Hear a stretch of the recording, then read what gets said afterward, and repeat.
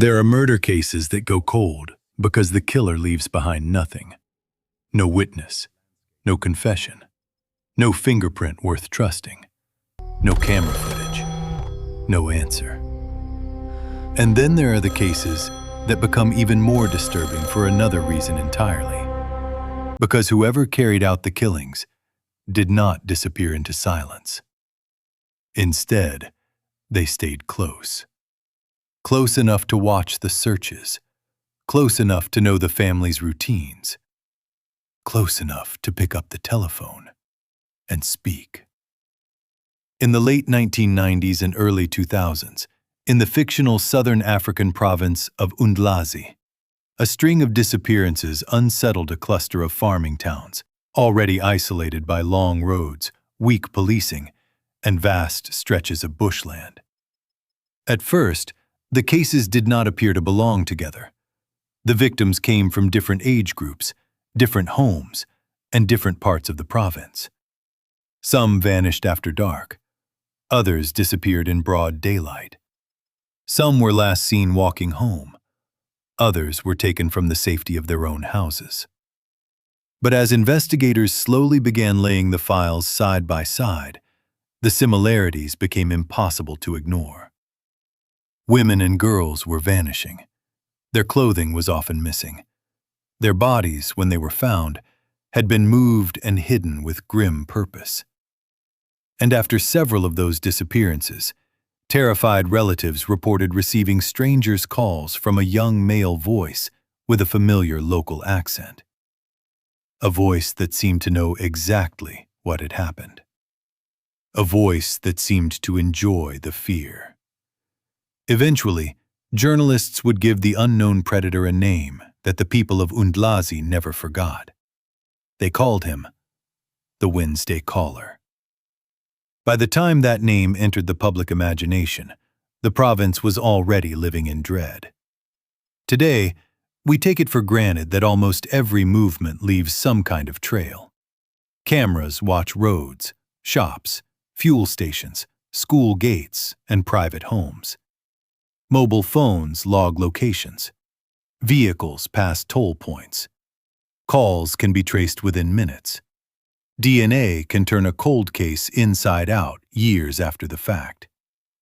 But in remote parts of Undlazi at the time these crimes began, that world still felt far away. Some homes had no landlines. Some villages shared a single public telephone.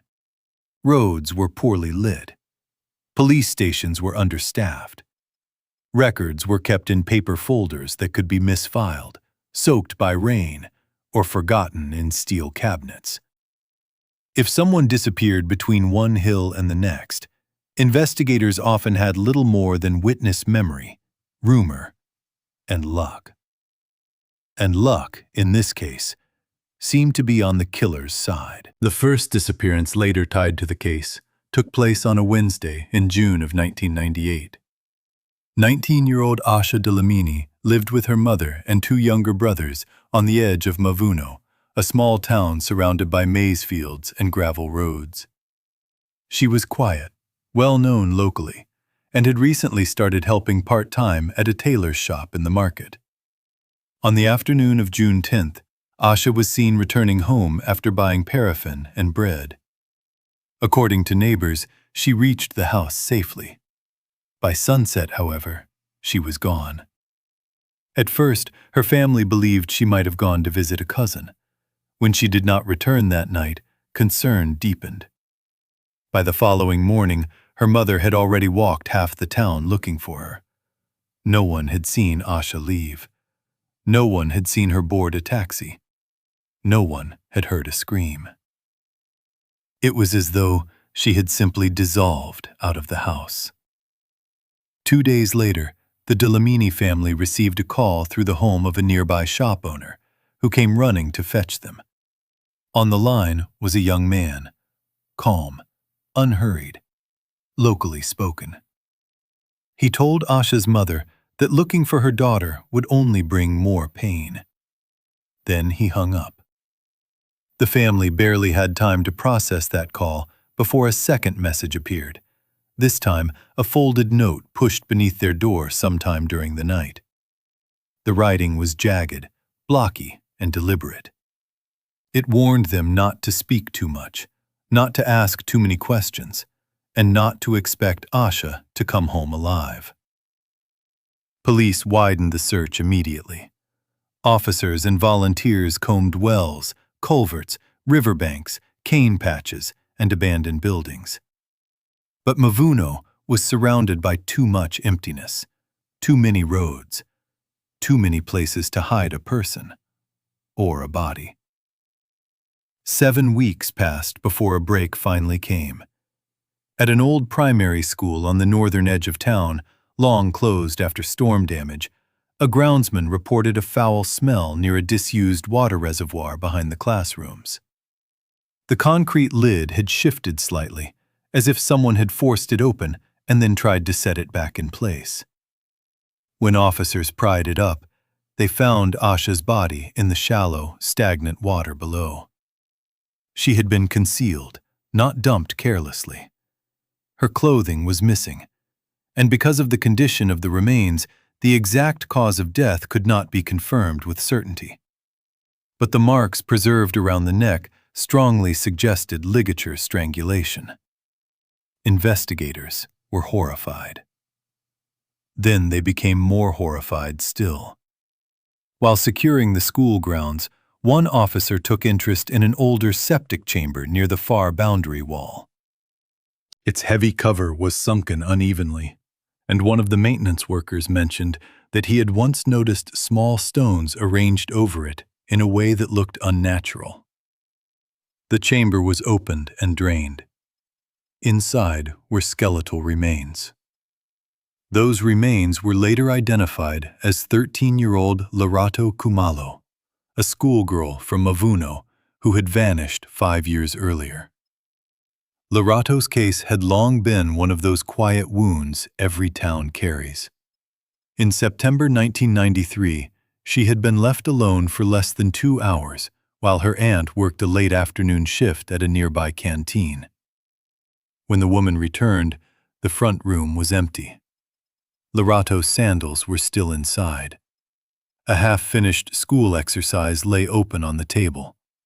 The radio was playing softly in the corner.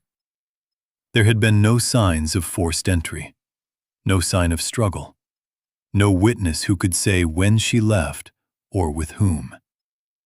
Now, years later, her bones had been found hidden less than 100 meters from Asha's body. For investigators, that changed everything. This was no longer a missing person case and an old tragedy. It was the beginning of a pattern. The Wednesday caller. And then, just as suddenly as the fear had intensified, the murders appeared to stop. For nearly 4 years, there were no confirmed attacks matching the pattern. Some investigators believed the killer had died, moved away, or been jailed for an unrelated offense. Others worried that he was still in the province, studying the reaction, simply waiting. It turned out, they were closer to the truth than they knew. On the evening of January 21, 2004, another Wednesday, 37-year-old Tandiwe Biko was having dinner with her family in the town of Imante when the house telephone rang. Those present later said her expression changed almost immediately during the short conversation. She became tense, irritated, then uneasy. When she put the phone down, she told her husband she needed to go out briefly to help a friend. She drove away in her pickup truck. She was never seen alive again. The following morning, her vehicle was located in the parking area of a bus depot on the edge of town. It was locked. There was no sign of a struggle inside, no obvious blood, no theft. But witnesses soon came forward to say that Tandiwe had not actually mentioned helping a friend to everyone in the house. To one family member, she had quietly said she was going to meet someone. That detail mattered. Investigators learned that Tandiwe had once been involved in an affair that had ended badly. They also discovered she had worked years earlier at the same textile company where Zincle Ndlovu had been employed. Days passed. Then, a livestock herder moving through a rocky prayer site in the nearby hills noticed fabric caught in thorn brush below a ledge. Police were called. Officers climbed down into a narrow ravine beneath the shrine. There, among stone, scrub, and wind-fallen branches, they found not one body, but 3. The first was Thandiwe Biko. She had been strangled and stripped, matching the core features of the earlier cases. The second body, in a more advanced state of decomposition, was identified as Busi Maseko, a 49-year-old shopkeeper reported missing 6 weeks earlier after leaving her home to buy stock from a wholesaler. Her husband had received 2 silent calls after her disappearance, followed by a third from a man who said only, "You are searching in the wrong place." The third body was identified as Nomsa Zulu, 45, a restaurant cashier who had vanished almost a year before after finishing a late shift. She had last been seen speaking outside the restaurant to a man no witness could clearly describe. All 3 women had connections, however thin, to the same cluster of roads, businesses, and towns that had haunted the earlier files. With 7 victims now believed tied to the same shadowy offender, pressure on the police became unbearable. The public was angry. The press was relentless. Families accused authorities of wasting years. Questions were asked in provincial government meetings. Officers were pulled from other duties. Old files were reopened, restudied, relabeled, re-indexed. Witnesses were re-interviewed. Every rumor returned. It was during that renewed effort that investigators focused on a man named Sifo Malaba. Malaba was 28 years old and already in prison on unrelated robbery and assault charges when detectives formally began building a murder case around him. According to police, he had several links, some direct, some circumstantial, to the victims. He had reportedly known Thandiwe Biko personally and was believed to have contacted her shortly before she disappeared.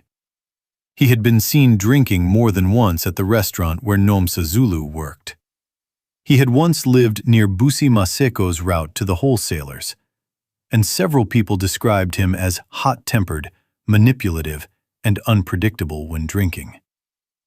To investigators desperate for a breakthrough, he looked promising. Then came the moment they believed had solved everything. During questioning, police claimed Malaba wrote a statement admitting responsibility for the final 3 murders. Officials described the confession as voluntary and detailed. Though they were careful about what was released publicly, sources suggested the statement contained information they believed only the killer could know.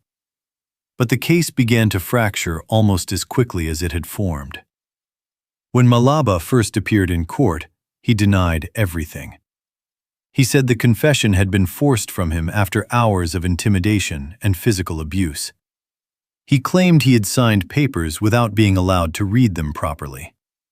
His defense argued that the police, under enormous public pressure, had selected the most convenient, violent man they could find and built a theory backward around him. The court was unconvinced by the state's early presentation. Proceedings stalled. Key parts of the prosecution weakened. The murder case lost momentum. Years passed. Malaba finished one sentence, later returned to prison for another offense, and remained the central name whispered whenever the Wednesday Caller was discussed. Yet no conviction came. Then, in 2011, authorities tried again. This time, the renewed charge relied less on the disputed confession and more on forensic evidence. A re-examination of trace material taken years earlier from the interior of Thandiwe Biko's pickup suggested that Malaba's DNA profile could not be excluded from samples recovered near the passenger seat and door frame. To police, it was the missing piece. To the defense, it was still not enough. Malaba admitted he had been inside Tundiwe's pickup before, saying their prior acquaintance easily explained the trace evidence. Without a reliable chain connecting that DNA directly to the moment of abduction or murder, the impact of the forensic claim was badly reduced. The defense further attacked the original investigation, pointing to contamination risks, inconsistent record-keeping, and the long delay between seizure and reanalysis. In the end, the court acquitted him. For the families, it was devastation all over again. After years of fear, rumors, headlines, and promises, the only man ever seriously presented as the Wednesday caller walked free of the murder charges. And the province was left exactly where it had begun, with questions. A great many of them.